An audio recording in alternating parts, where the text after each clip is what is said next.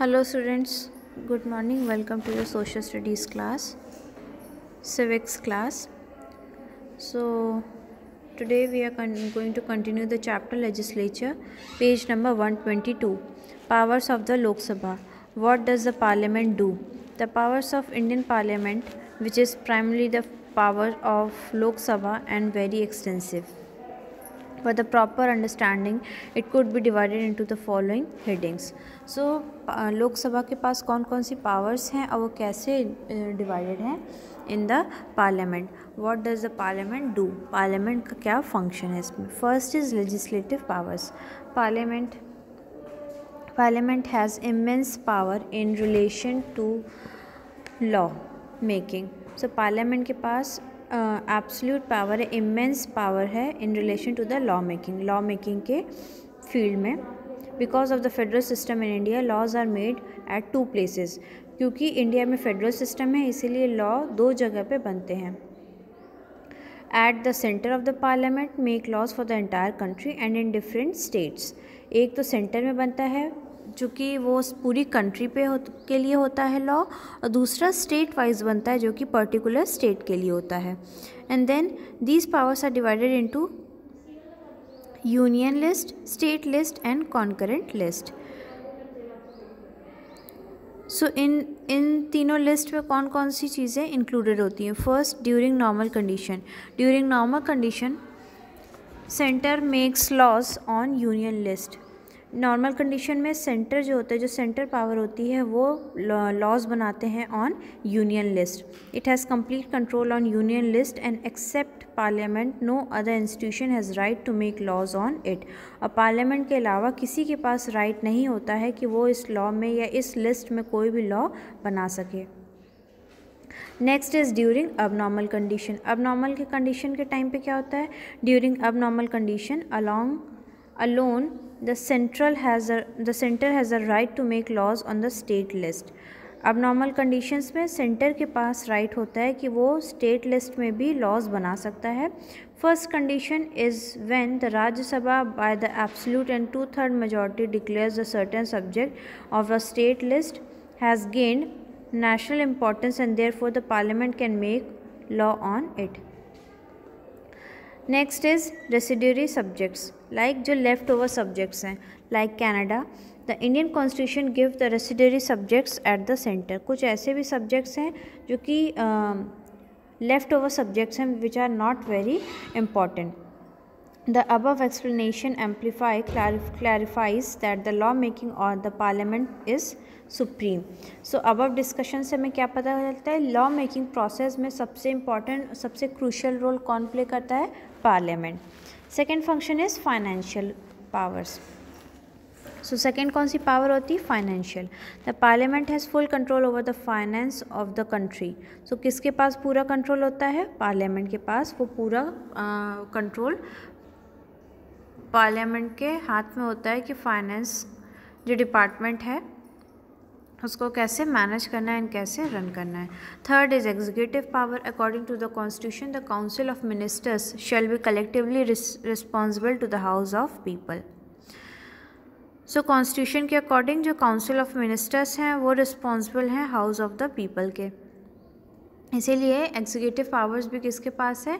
Parliament exercises control over the executive, और इसीलिए parliament ही executive powers को भी कंट्रोल करती है. And next is judicial power.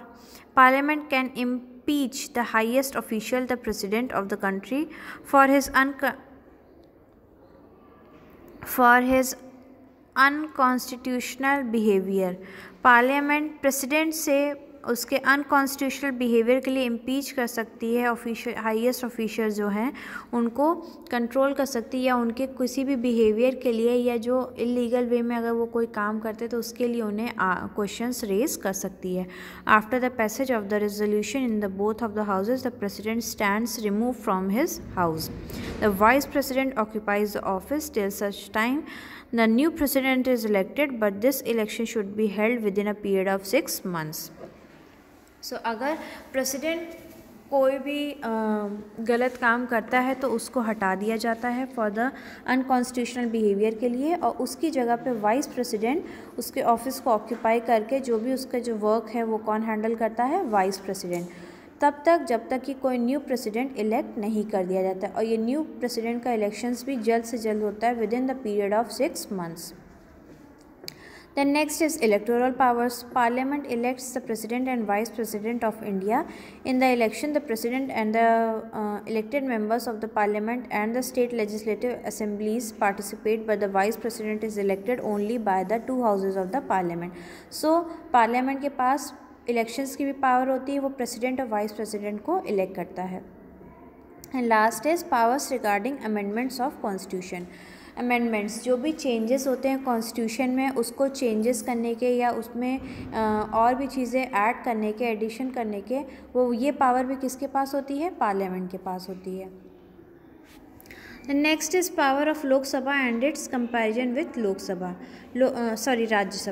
Lok Sabha के पास जो पावर्स होती हैं उसका कंपैरिजन राज्यसभा के साथ यहाँ इस पैराग्राफ में किया जाएगा। First is legislative power. In the matter of ordinary bills, their power are more or less equal. These bills can be introduced in either of the houses. So legislative power कौन कौन सी होती है, जो ordinary bills हैं वो दोनों में से किसी भी हाउस में इंट्रोड्यूस किए जा सकते हैं। इस मैटर में दोनों के पास ही इक्वल पावर्स होती हैं। After the bill is passed by both the houses, it is sent to the president for an assent. और जब ये बिल दोनों हाउसेज से पास हो जाता है तो इसे प्रेसिडेंट के पास साइन के लिए भेजा जाता है। Next is financial power. The Rajya Sabha is powerless in the matter of money bills. Money bill cannot be introduced in the upper house. A money bill which is passed by the lower house and presented before the upper house, the latter can retain the bill only for 14 days. Whether the upper house accepts, rejects, amends or what does not send it back to all after the lapse of 14 years, it is taken for granted that the upper house has give approval to it and bill is sent to the president of the house. So जो राज्यसभा है वो powerless है in the matter of money bill. Money bill related कोई भी matter होगा तो उसमें राज्यसभा के पास कोई भी पावर्स नहीं है। लोकसभा ये बिल सेंड करती है राज्यसभा के पास, और 14 डेज़ के अंदर राज्यसभा को अगर इस पर कुछ चेंजेस करने हैं, इसको अप्रूव करना है, रिजेक्ट करना है, वो कुछ भी 14 डेज़ के अंदर कर सकती है। अगर 14 डेज़ के अंदर ये कोई भी एक्शन नहीं लिया जाता उस मनी बिल में, इसका मतलब ये होता है कि वो मनी बिल को अप्रूव कर दिया गया है, और वेदर इसमें कोई चेंजेस हो ना हो, इसको एज़ इट इज़ भी प्रेसिडेंट के पास उनके साइन के लिए, उनके अप्रूवल के लिए भेज दिया जाता है। सो मनी बिल्स जो हैं उस मैटर में राज्यसभा पावरलेस है in comparison to lower house or the Lok Sabha. Third is judicial power. The power to introduce an impeachment bill against the president और to conduct inquiry into it is wielded by the upper house. Even in the removal of the vice president, the Rajya Sabha has equal power with the houses. So जो impeachment bills होते हैं against the president और conduct inquiry, ये सारे जो judicial powers होते हैं ये किसके पास होता है, सिर्फ राज्यसभा के पास। यहाँ तक कि वाइस प्रेसिडेंट या प्रेसिडेंट के एब्सेंस में भी जो भी कंट्रोल होता है, ये जो पावर्स होती हैं वो किसके पास ज़्यादा रहती हैं, राज्यसभा के पास रहती हैं। कंट्रोल ओवर द एग्जीक्यूटिव्स के ऊपर कंट्रोल ज़्यादा किसका रहता है, राज्यसभा के ऊपर राज्यसभा का रहता है। पावर्स ऑफ इलेक्शन, इसमें इलेक्शंस के टाइम में दोनों ही हाउसेस इक्वल पावर्स रहती हैं इलेक्शंस के लिए for president and vice president of India. Sixth, constitution amending powers. Constitution में जो भी चेंजेस होंगे उसको वो चेंजेस लाना या चेंजेस करना किसके हाथ में होगा, राज्यसभा के हाथ में होगा। So Rajya Sabha is more powerful. In the case of emergency के टाइम में, during emergency the importance of Rajya Sabha increases. Emergency के टाइम में भी राज्यसभा की जो इम्पोर्टेंस है वो इंक्रीज़ हो जाती है। It is different matter from the proclamation of energy. Emergency has to be approved by the houses, but at the time of proclaiming emergency or even its proclamation, the Lok Sabha gets dissolved. Emergency के time में Lok Sabha dissolve हो जाती है और पूरा power, पूरी control किसके हाथ में रहता है, राज्यसभा के हाथ में। Next is power related to right over state list. Generally, the state legislature makes law on state list, but if the Rajya Sabha passes a resolution with 2/3 majority that one of many subjects in state list have become the national importance and therefore the president. Okay, so state list जो होती है उसकी powers भी किसके पास होती हैं? राज्यसभा के पास में होती हैं. Next is functions of the speaker. Rajya Sabha Lok Sabha में जो स्पीकर होते हैं उनके पास कौन कौन से फंक्शंस होते हैं? To preside over the meeting. जो भी मीटिंग्स होती है उसका इंचार्ज कौन होता है? The speaker. Second is to advise the leader of the house. जो भी लीडर है जिस भी हाउस का उसको एडवाइस दे सकते हैं. Approval of the motion.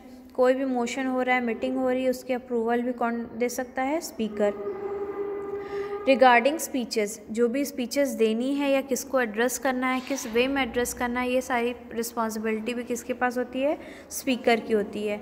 Fifth is warning to members. अगर कोई मिसबिहेव करता है पार्लियामेंट में या फिर कोई किसी भी तरीके की इलीगल चीज़ें होती हैं तो वार्निंग्स भी कौन दे सकता है वहाँ पे? Speaker. The state legislature. The Republic of India is described as a union. Its territory include the territories of the state and the union territories. In states where there are two houses, Andhra Pradesh, Bihar, Jammu Kashmir, Karnataka, Maharashtra and Uttar Pradesh, there is a legislative council, Vidhan Parishad, along with the legislative assembly, Vidhan Sabha. In such a case, the legislative council is the upper house, while legislative assembly is the lower house of the state legislature. So state legislature में जो विधान परिषद है उसको upper house बोला जाएगा और जो विधान सभा है उसको लोअर हाउस बोला जाएगा. The government shall not be a member of legislature or parliament, shall not hold any office or profit, shall be entitled to the emoluments and allowances. जो गवर्नमेंट मेंबर्स हैं वो किसी जो भी पार्लियामेंट में work अगर कर रहे हैं वो कहीं और से भी गवर्नमेंट ऑफिस से सैलरी या प्रॉफिट नहीं ले सकते हैं, ना ही उनको किसी भी तरीके का अलाउंसेस जो भी उनके खर्च वगैरह के लिए या लग्जरी चीज़ों के लिए जो मनी स्पेंड होती है वो भी उनको मिलेगी. कॉम्पोजिशन. सो इनका कॉम्पोजिशन क्या रहता है? According to article 171 of the constitution the minimum numbers of members of the state council must be 40. So 40 members होने चाहिए legislative councils में. The election of the member for this council will be held in the following system. Elections कैसे होता है? 1/3 of the total member of this council will be elected indirectly by the electoral college composed by the member of district board, municipal committees and other local bodies. Second, 1/3 of the total members of the council will be elected indirectly by an electoral college composed of the member of the legislative assembly of a concerned state. Third, 1/12 of the total number of the council will be elected by guarantees of the state who passes their degree courses and at least 3 years before the elections. Fourth, 1/12 of the total number of the legislative council will be elected by teachers of higher secondary schools and college of the state who were at least 3 years experience of teaching. So ये सारे election जो होते हैं, जो election members होते हैं council के लिए, उनके लिए एक क्राइटेरिया है कि उनको किस बेसिस पे इलेक्ट किया जाता है. Fifth, the remaining members, that is 1/6 of the total number of the council, will be mentioned by the governor from amongst the people who have distinguished themselves in the sphere of literature, art, science and social services. The election of the members of this council is held by means of single transferable vote system. The number of members of the legislative council presently are Andhra Pradesh में 90 हैं, बिहार में 75, इन Karnataka 75, Maharashtra 78, Uttar Pradesh 100, Jammu and Kashmir 36, excluding 24 seats vacant of Pakistan occupied Kashmir area and Uttaranchal 9. 24 seats vacant हैं क्योंकि पाकिस्तान ने जो occupy कर रखा है कश्मीर एरिया को, इस वजह से. बाकी सब में मेंबर्स सीट्स ऑक्यूपाइड हैं. Qualification. What are the qualification? अभी आपने देखा कि क्या क्राइटेरिया होता है इलेक्शंस का. अब आप देखोगे कि क्वालिफिकेशंस क्या है. The qualification of a member of a state legislature are largely similar to the qualification of the member of the parliament. जो legislative स्टेट लेजिस्लेचर के जो मेंबर्स होते हैं उनके क्वालिफ़िकेशन और मेंबर ऑफ पार्लियामेंट के क्वालिफ़िकेशन सेम होती हैं. अब सिटीज़न ऑफ इंडिया होना चाहिए, वो 25 ईयर्स के अबव की एज होनी चाहिए, 25 ईयर के लेस नहीं होनी चाहिए. और according to the article 173 of Indian constitution to be a member of legislative council. Legislative assembly के लिए जो भी इलेक्ट होगा वो मेंबर लेजिस्लेटिव काउंसिल में भी वर्क करना चाहिए. टर्म्स क्या हैं? The terms of the legislative assembly is 5 year. 5 year के टर्म्स पे रहता है. 5 ईयर के बाद ये डिसॉल्व हो जाता है. The legislative council is the upper house in the state. Legislative council upper house है स्टेट में. Just like the Rajya Sabha is the permanent house and can not be dissolve. The term of each member is 6 years and 1/3 member of the house retire after every 2 years. जैसे कि राज्यसभा में होता है कि वो permanent house है, वो डिसॉल्व नहीं हो सकता, लेकिन जो वहाँ के मेंबर्स हैं वो 2 साल के बाद रिटायर हो जाएंगे. वैसे ही लेजिस्लेटिव काउंसिल में भी होता है. लेजिस्लेटिव काउंसिल में और लेजिस्लेटिव असेंबली में 5 ईयर का टेन्योर होता है. 5 ईयर के टेन्योर के बाद डिसॉल्व हो जाता है ये कम्प्लीटली. पावर्स, इनके पास पावर कौन कौन सी रहती है? मेकिंग लॉ मेकिंग पावर्स रहती हैं. Second is passing of money bills ये पास कर सकते हैं. थर्ड इलेक्टोरल पावर्स, इलेक्शंस की इलेक्टोरल पावर्स भी किसके पास रहती है? इन्हीं के पास होती है. And last is constitutional amendment power. Constitution में अमेंडमेंट्स जो भी चेंजेस हो रहे हैं ये पावर्स भी किसके पास रेस्ट करती हैं? Legislative assembly and